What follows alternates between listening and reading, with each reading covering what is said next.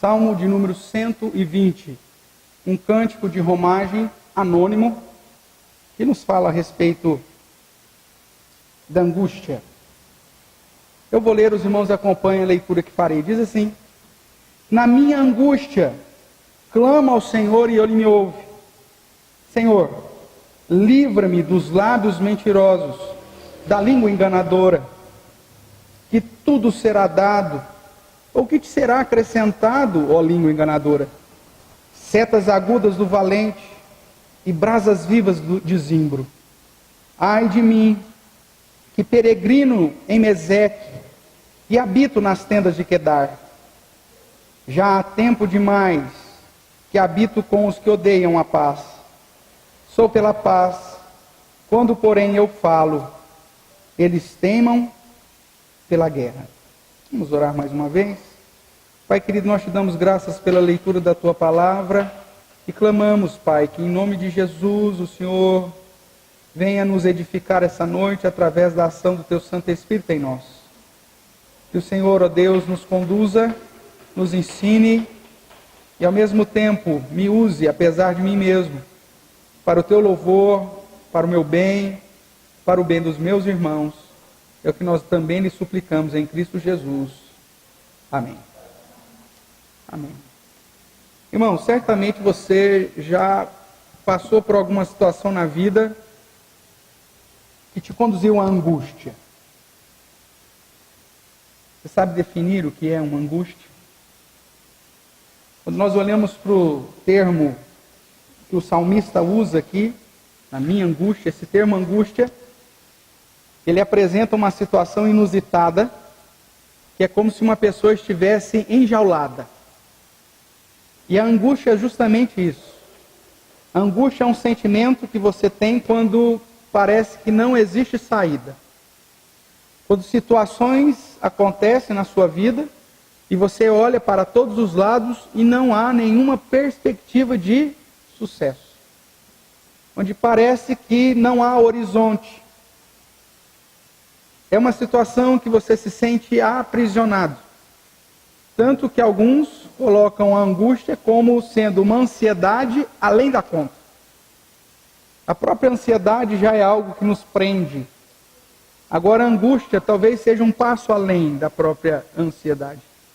Porque é aquela constatação de que não há o que se fazer. E isso esmiuça o nosso coração. Isso destrói a nossa alma.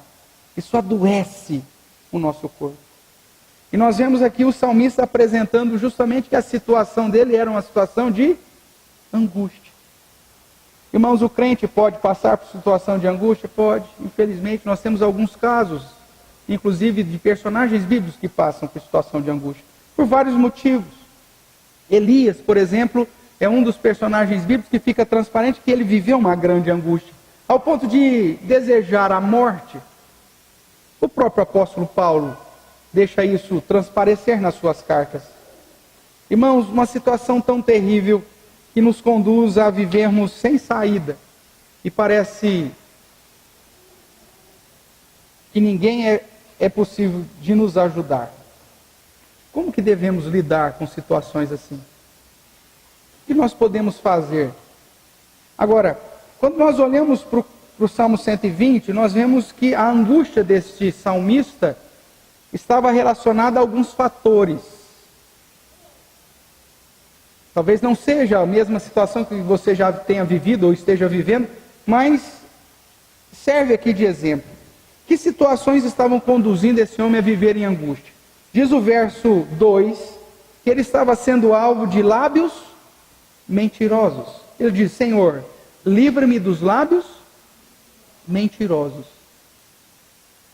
A mentira é quando alguém fala uma inverdade para você. Não é assim? Ou até mesmo de você. Falaram mal de você. Estão mentindo a seu respeito. Estão falando aquilo que você não é.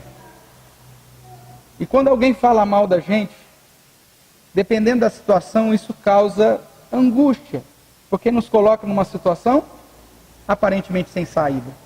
Às vezes mentem a meu respeito, onde eu trabalho, na minha família. Infelizmente pode acontecer até mesmo na igreja. E isso traz uma dor no nosso coração. Isso traz angústia à nossa alma. Mas além dele ser alvo de lábios mentirosos, pessoas que estavam falando inverdades a respeito dele, ele também estava sendo alvo de língua enganadora. A língua enganadora é quando as pessoas falam algo errado para você. O engano é justamente quando a pessoa te conduz para o lado errado. Você pergunta, aonde fica o centro da cidade aqui? Vamos imaginar que você está chegando em Pitangueiras agora e pergunte para alguém, por favor, onde fica o centro da cidade? E a pessoa fala, você pega essa avenida aqui e segue a vida toda. Lábios enganadores. Pois nós sabemos que seguimos para lá, nós não chegaremos no centro da cidade de Pitangueiras. As pessoas estavam indicando o caminho errado para ele. Ele não podia confiar nas pessoas que ele estava convivendo, porque elas estavam constantemente enganando. Isso gerava angústia, mentira a respeito dele e engano para com ele. E uma terceira situação que o Salmo me apresenta, que conduziu esse homem a viver angustiado, é que ele habitava no meio de pessoas que desejavam o conflito ao invés da paz. São aquelas pessoas que você tenta fazer de tudo para resolver o problema, mas a pessoa não quer resolver. Elas são inconciliáveis. Elas não se reconciliam em hipótese alguma. Você pede perdão, você tenta agradar, você chega para ela e fala, o que eu posso fazer para a gente viver bem? E a pessoa, não tem jeito, eu quero ficar brigado contigo. Veja o que diz aí o verso 6 e 7. Já há tempo demais habito com os que odeiam a paz. E ele diz, eu sou pela paz. Mas quando eu falo em busca da paz, o que eles fazem? Eles teimam pela guerra. Isso gerava angústia no coração desse salmista. Talvez alguém que é tão duro na sua família, que você está disposto até perdoar, você está disposto até relevar, a levar o prejuízo, se for o caso, para tentar viver bem, para tentar harmonizar. Mas toda vez que você tenta fazer algo em busca da paz com aquela pessoa, ela teima e prefere a guerra. Isso gera angústia. As pessoas estavam falando mentiras a respeito dele. As pessoas estavam falando, enganando, conduzindo para lugares errados. E as pessoas não desejavam se reconciliar com ele. Tanto que ele usa uma expressão aqui dentro, óbvio, o cântico, né? É uma música. Ele usa dentro da poesia uma frase interessante quando ele diz, ai de mim, no verso 5, ai de mim que peregrino em Meseque. Meseque era no norte de Israel, já bem ao norte de Israel, e habito nas tendas de Quedar, que era na Arábia, bem no sul. Era impossível ele estar em Meseque e Quedar ao mesmo tempo. Então o que ele está dizendo é o seguinte, no lugar que eu vivo, é como se eu fosse um estrangeiro. É como se eu morasse ou no norte ou habitasse no sul. Porque aqueles que seriam os da minha família, que seriam os que estavam convivendo comigo, me consideram como se eu não fosse daqui.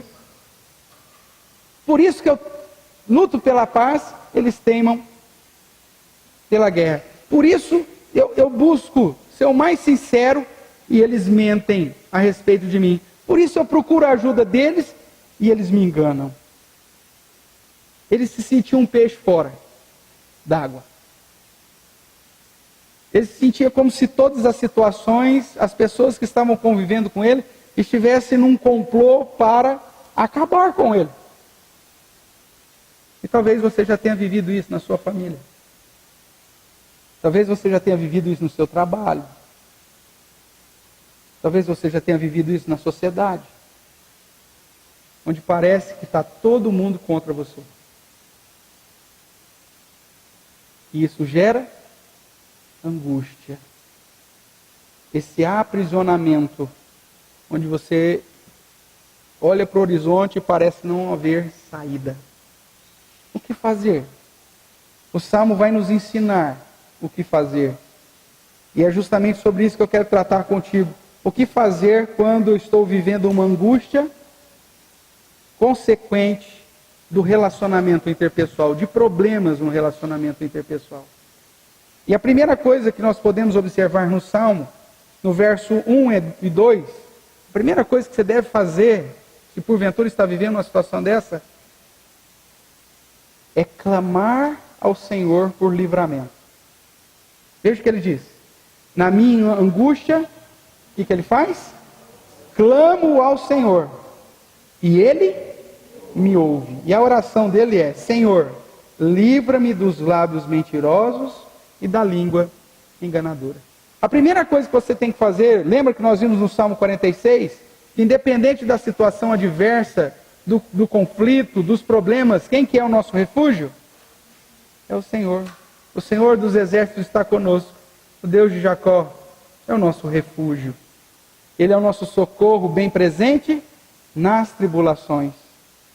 Quando somos alvos das injustiças, quando somos alvos de lábios mentirosos, de língua enganadora, de pessoas que desejam a guerra ao invés da paz, a primeira coisa que devemos fazer é clamar ao Senhor por livramento. E o clamor é diferente de uma oração qualquer. O clamor é algo muito mais sincero, muito mais verdadeiro, muito mais carregado de todos os seus sentimentos. É porque você não tem outra saída, então a única saída que te resta é buscar ao Senhor. E ele faz isso numa convicção plena, de que se ele clama ao Senhor, o que acontece? O final do verso 1 vai dizer: e ele poderá me ouvir? É isso que está dizendo aí? Não, ele diz: e Deus, ele, o Senhor, ele me ouve. Essa é a certeza que você pode ter, irmãos, quando você estiver em angústia e clamar ao Senhor. Mesmo que você tenha pedido ajuda para todo mundo, e todo mundo tenha virado as costas para você, clame ao Senhor e saiba que Ele te ouve. Afinal de contas, Ele é o nosso refúgio e fortaleza, o socorro bem presente nas tribulações. Pastor, e se eu clamar ao Senhor na minha angústia, com a plena convicção de que Ele me ouve, Ele vai me livrar dessa situação? Talvez não. Quer ver um exemplo bíblico? Jesus também teve angústias. Na noite da sua paixão, as Escrituras dizem que Jesus foi orar no Getsemane.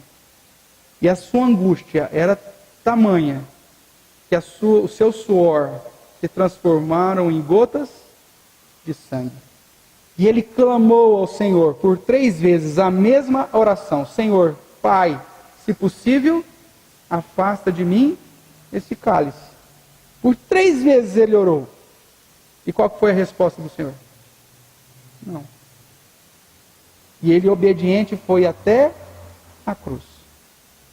Pode ser que na sua angústia você vai clamar ao Senhor, você vai ter convicção de que Deus te ouve. E pode ser que Deus te responda: você vai aguentar. Mas pastor, como aguentar nessa situação de angústia? É o que aconteceu com esse salmista. A Bíblia não diz que ele foi liberto dos lábios mentirosos, nem da língua enganadora, e muito menos esse povo que amava o conflito. Mas foi dado a ele uma convicção, que é o segundo ponto que eu quero trabalhar contigo. Que convicção era essa? Verso 3: que te será dado, ou que te será acrescentado a língua enganadora? E ele mesmo responde: setas agudas do valente e brasas vivas de zimbro. O que Deus coloca no coração daquele homem, para que ele vencesse a angústia, é que mesmo que a situação de lábios mentirosos, de língua enganadora ou de conflito não mudasse, ele estava com plena certeza que o Senhor aplicaria o justo juízo sobre aquele povo. E essa tem que ser a nossa convicção, quando somos alvos de situação que nos conduz à angústia. aqueles que, como vimos no Salmo 15, que não andam como cidadãos dos céus, que difamam, que não praticam a justiça, que são lábios mentirosos, que difamam, que cobram juros, ou seja, que faz tudo errado para nos confrontar, Deus os julgará. O capítulo 1 mesmo, o Salmo de número 1, melhor dizendo, quando fala da diferença entre o justo e o ímpio, vai dizer assim no verso 6: pois o Senhor conhece o caminho dos justos, mas o caminho dos ímpios perecerá. A segunda postura para você vencer a angústia é saber que Deus dará a paga a todos aqueles que de modo injusto se levantaram contra você. Os lábios mentirosos serão alvos da justiça de Deus. É o que o Salmo 15 também nos diz. A língua enganadora será alvo da justiça do Senhor. E aqueles que amam um conflito também serão alvos. Deus conduz esse homem a lembrar de que a vingança pertence ao Senhor. Tiago mesmo nos ensina de que devemos aguardar ao Senhor, que a nossa ira não produz a justiça de Deus. Se você está sendo alvo de mentira, de engano, de conflito, ficar bravo vai adiantar alguma coisa? Não, talvez só vai ainda aumentar a perseguição que você está sofrendo. Mas se você clamar ao Senhor, primeiro ponto, e ao mesmo tempo trazer para o seu coração, para a sua mente, que a vingança pertence a Deus, e que Ele, no tempo dele, do tempo correto, do jeito melhor, aplicará a justiça sobre aqueles que te perseguem, isso já vai trazer conforto ao seu coração. Tem um salmo que eu gostaria de compartilhar contigo, e esse se faz necessário. Volte aí algumas páginas para o Salmo de número 73. O Salmo 73 é o Salmo de Asaf. E o Salmo de Asaf ele vai começar do verso 1 até o verso 16, mostrando que aparentemente as pessoas que não temem a Deus têm uma vida boa. Parece que nada acontece com aquele que não teme a Deus. E quem teme a Deus sofre. Veja aí algumas coisas. O verso 1 do Salmo 73. Com efeito, Deus é bom para com Israel, para os de coração limpo. Quanto a mim, porém, quase me resvalaram os pés, pouco faltou para que eu desviasse os meus passos. E por que quase ele desviou? Porque ele invejava os arrogantes, ao ver a prosperidade dos perversos. Para eles não há preocupação, o seu corpo é sadio e nédio, eles não partilham da canseira dos mortais, nem são afligidos como os outros homens.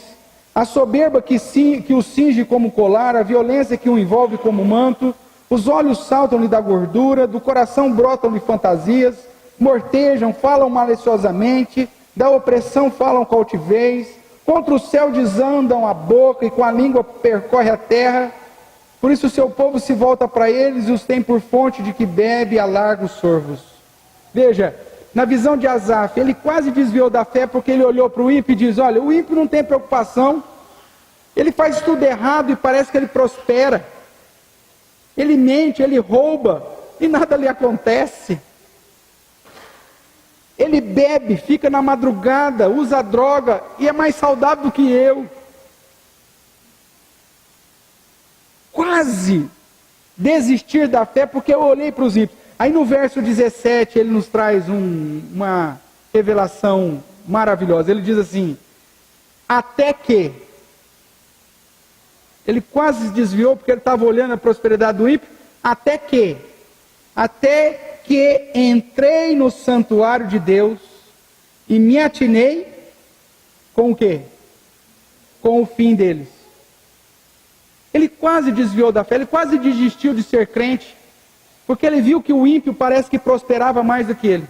Até o dia que ele entrou na igreja, no santuário, e Deus abriu seus olhos e ele atinou para o fato de que esses mesmos ímpios, que aparentemente vivem vida boa, vão receber o juízo de Deus.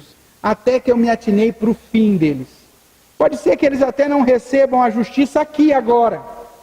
Pode ser que eles até tenham uma vida boa e longa, mas no dia final, Deus aplicará sobre eles o justo juízo. E isso deve conduzir você a permanecer fiel, a não desviar os seus passos e a suportar a língua mentirosa, os lábios enganadores e até mesmo os conflitos daqueles que não amam a paz. Deus tem o tempo dele e Deus aplicará a justiça no tempo dele. Se não agora, com certeza no dia final. Por isso, não tente fazer justiça com as próprias mãos. Não entre no joguinho deles. Já que eles mentem de mim, eu vou mentir deles também. Não faça isso. Já que eles me enganam, eu vou enganar também. Não faça isso. Já que eles querem brigar, então eu vou mostrar o que é brigar. Não faça isso. Saiba que Deus, que é o teu refúgio, que é a tua fortaleza, que é o socorro, que te ouve no momento que você clama por angústia, é o Deus que no momento certo vai aplicar sobre eles a verdadeira justiça. Deus vai trazer sobre eles as setas agudas do valente e as brasas vivas de zimbro. Veja que essas duas figuras de linguagem, tanto a seta quanto a brasa viva, são expressões de julgamento e de juízo de morte. Porque as setas agudas do valente conduziam as pessoas a serem mortas. E o fogo de zimbro, o zimbro é uma madeira cujo carvão talvez seja o melhor de todos. Queima que é uma maravilha. Também era expressão de juízo. Como que você vai vencer a angústia? Sabendo que a vingança pertence ao Senhor, não a você. Seu papel é clamar ao Senhor por livramento. Se porventura não acontecer, é aguardar a justiça de Deus. Dessa forma você vai conseguir vencer a angústia em seu coração. Porque você não sabe, você sabe que não depende de você, não depende da sua própria justiça, não depende de você aplicar alguma coisa para reverter, mas Deus fará no melhor tempo, do melhor jeito. Mas existe ainda uma terceira postura para você vencer a angústia. Está aí, voltando para o Salmo 120, no verso 5 em diante, quando ele diz: ai de mim, que peregrino em Meseque, habito nas tendas de Quedar. Como eu disse, uma analogia mostrando o sentimento que ele tinha, de que mesmo habitando entre o povo de Israel, era como se ele fosse estrangeiro. Ele diz: já há tempo demais que habito com os que odeiam a paz. Eu sou pela paz. Quando, porém, eu falo, eles teimam pela guerra. A terceira postura para você vencer a angústia, irmãos, é nunca desistir da paz. Seja o tempo que for. Veja que a perspectiva dele era de reconhecer a dificuldade. Olha, eu luto pela paz, mas eles se teimam em ficar na guerra. Mas em momento nenhum ele deixa claro: eu desisti, vou parar de lutar pela paz. Não. Ele vivia, continuava, mesmo tendo o sentimento de que ele era um peixe fora d'água, um forasteiro entre os seus, mas ele continuava sendo pela paz. Você quer vencer a angústia? Continue a buscar a paz. Continue a buscar o fim do conflito. Se eles continuarem teimando pela guerra, o problema vai ser deles. Mas você vai dormir em paz, na certeza de que Deus vai cuidar de você. Ainda 2 textos para a gente referendar esse ponto.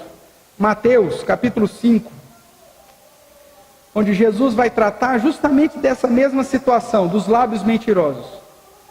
Jesus, no Sermão da Montanha, vai dizer assim, a partir do verso 11. Veja o que Jesus diz a respeito daqueles que recebem toda a mentira, o engano, o conflito, e por causa de Deus permanecem fiéis. Jesus vai dizer assim, Mateus capítulo 5, verso 11: bem-aventurados sois, quando por minha causa vos injuriarem, vos perseguirem, e, o que diz aí? Mentindo, disserem todo mal contra vós. Regozijai-vos e exultai, porque é grande o vosso galardão nos céus, pois assim perseguiram os profetas que viveram antes de vós. A minha postura é continuar buscando a paz, porque Deus me chama de bem-aventurado. Mesmo que o mundo olhe para mim e continue me perseguindo com língua mentirosa, com lábio enganador e com a prática do conflito, Deus olha, fica tranquilo, para mim você é bem-aventurado. E um outro texto que eu gostaria de compartilhar com os irmãos se encontra na carta aos Romanos.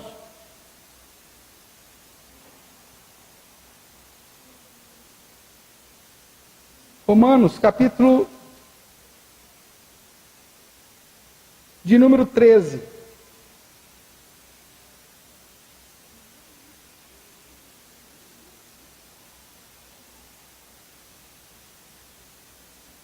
O verso 8, e depois eu vou ler também parte do capítulo 12.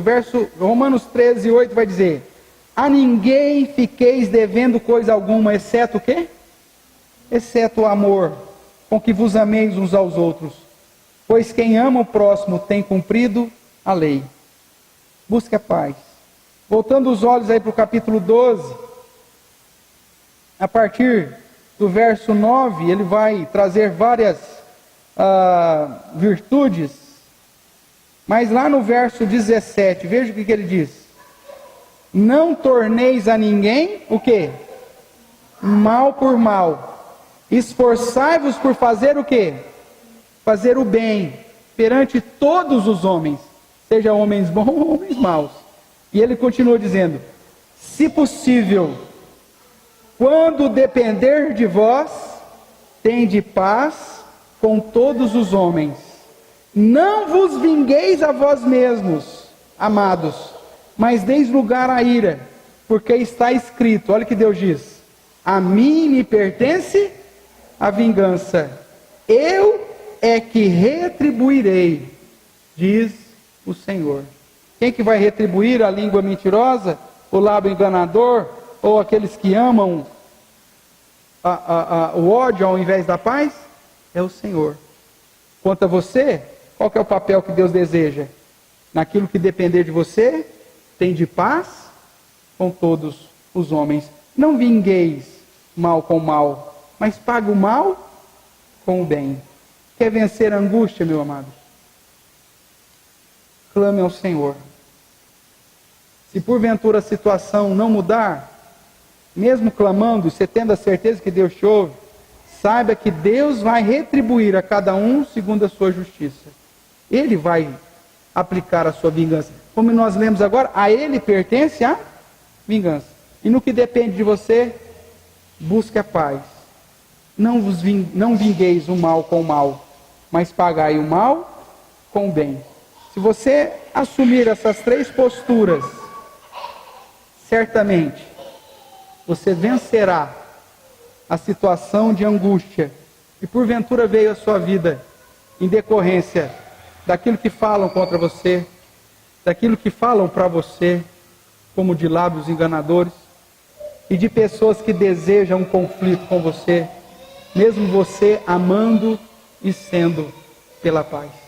Que Deus possa confortar o seu coração, que Deus possa te usar como instrumento da sua paz, e que isso possa trazer tranquilidade ao seu coração, de modo que você vença a angústia no nome santo e poderoso de Jesus.